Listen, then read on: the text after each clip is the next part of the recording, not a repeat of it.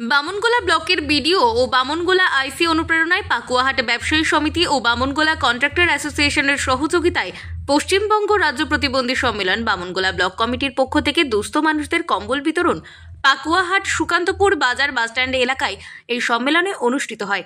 উপস্থিত ছিলেন বামনগোলা ব্লকের বিডিও মনুজিৎ রায়, বামনগোলা থানার আইসি তরুণ কুমার রায়, মালদা জেলা পরিষদের মেম্বার অশোক সরকার সহ বিশিষ্ট ব্যক্তিবর্গরা।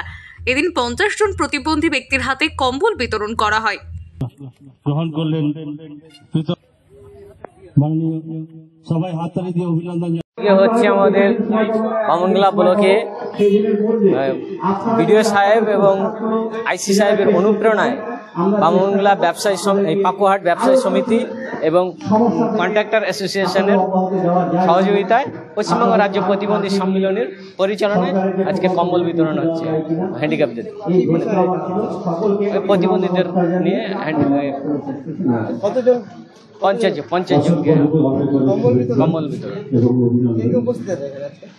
বিডিও সাহেব আছেন, আইসি সাহেব আছেন এবং আমাদের প্রাক্তন সমাজ কল্যাণ দপ্তরের অফিসার আছেন, বিশিষ্ট সমাজসেবীরা সকলেই আছেন এবং জেলা পরিষদের মেম্বার আছেন। মালদা থেকে দেবাশিস পালের রিপোর্ট, আনন্দ বার্তা।